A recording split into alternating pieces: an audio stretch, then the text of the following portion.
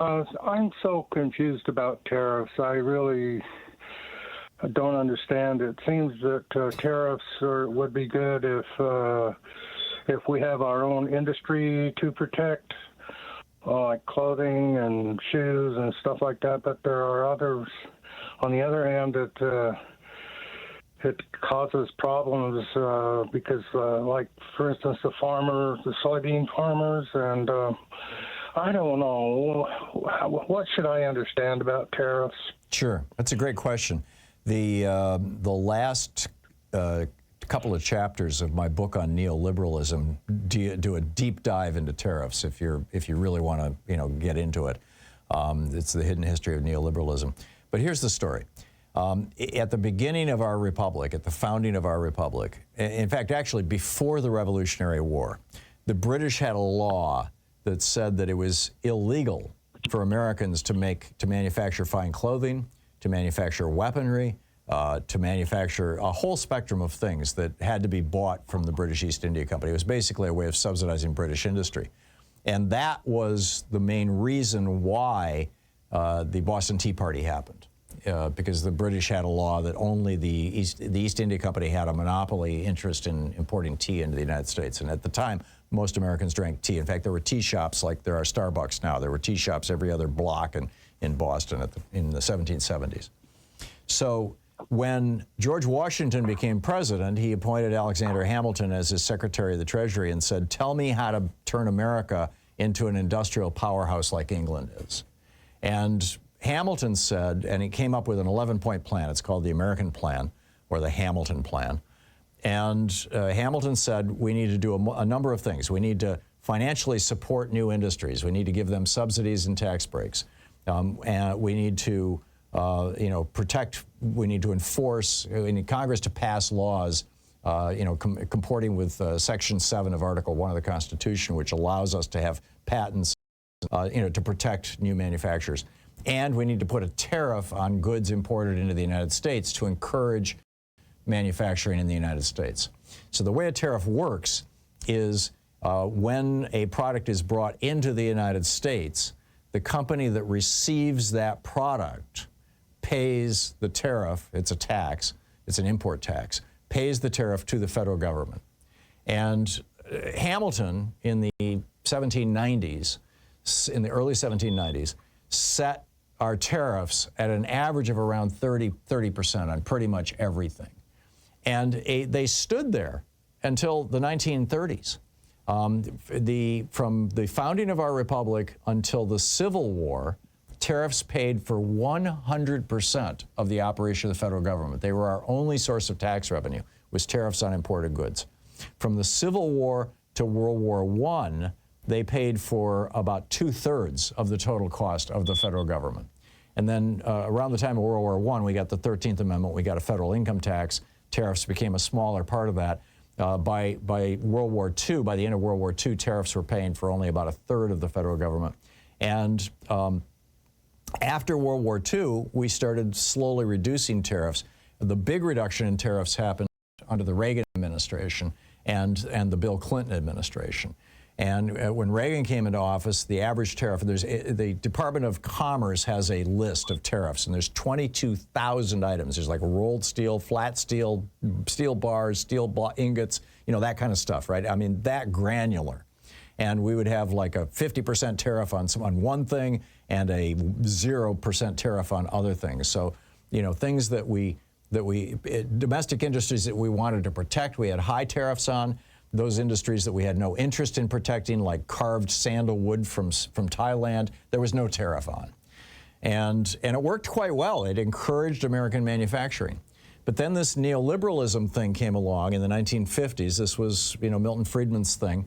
And the whole idea of that was that there should be no tariffs, that you should have free trade among countries so that American corporations no longer had to hire expensive American labor, that they could hire cheap Chinese labor or cheap Indonesian labor or cheap Vietnamese labor or labor.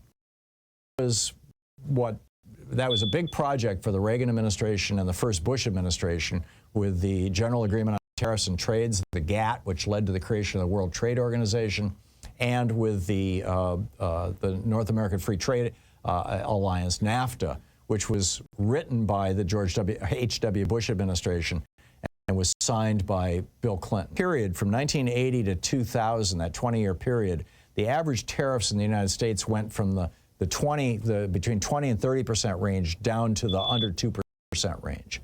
And the result of that was that 60,000 American factories were shut down, 25 million American jobs went overseas, and Bill Clinton justified this, and Ronald Reagan and George H.W. Bush justified this by saying that, you know, yes, we're getting rid of blue-collar jobs, but those are dirty, dangerous jobs. We're going to replace them with white-collar jobs, you know, the whole computer revolution thing, and everybody's going to become a coder one day.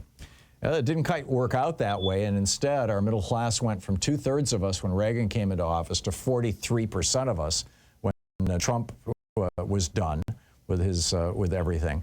But Trump then put some tariffs on some Chinese imports, and the Chinese fought back. They said, okay, if you're going to punish us with tariffs, and it really wasn't a punishment, it was an attempt to bring back American manufacturing. The Chinese said, if you're going to do that, we're going to put a tariff on your soybeans, or we're going to just stop buying your soybeans. They were the largest purchaser of American soybeans, which was the swing state of Iowa. It was very important. So Trump had to appropriate over $100 billion to give to American farmers to make up for that. In other words, we got into a trade war with China. And the reason why was because Trump did those tariffs clumsily, bluntly, you know, and belligerently, frankly. So in my opinion, we do need tariffs. And in fact, several of Trump's tariffs, including the tariff on electric vehicles made in China, are still on the books. The Biden administration has retained them, as Trump correctly pointed out in the debate with Kamala Harris. I think we need more tariffs, frankly, but I think they need to start small and slowly grow over time so that people can see what's coming, so that they can start building factories in the United States in anticipation of when prices are equalized. Tariffs, they need to be thought of as a way of balancing the cost of labor in China versus the cost of labor in the United States or in Mexico or wherever. And they need to be done rationally and reasonably, the way that they were done during the George Washington administration and the way that they were maintained right up through really the Reagan administration. Did I answer your question, Glenn? Do you have a follow-up? Because I got to hit a break here if I didn't. Yes, sir. I was just thinking that somehow consumers are paying for these taxes. Well, yes, absolutely. When you know, if there's a tariff on an imported good, that tax gets passed along to the consumer. And, you know, which brings us back to the first law of economics, which is that consumer demand drives everything. So if consumers, you know, let's say that, you know, Volkswagens in the United States, you know, would normally sell for $40,000, but they have a $10,000 tariff, so now they're $50,000. Well, Americans who like that kind of car but don't want to pay $50,000 are now starting to look around for another car for $40,000 that is like a Volkswagen. And so Chevrolet starts to make one, and Chevrolet is not paying any tariffs because they're made here in the United States. And so now you've got, you know, the market rebalances itself. And that happens over time. And that's why I said the tariffs need to be brought into place. They need to be phased in. They need to be gradual. They need to be done by Congress, not by a president through executive order, which is how Trump did it. They need to be, you know, thoughtfully done and done correctly. And that way, what you do is you gradually transform all that, or transfer all that manufacturing that left America during that 20-year period from 1981 to 2000.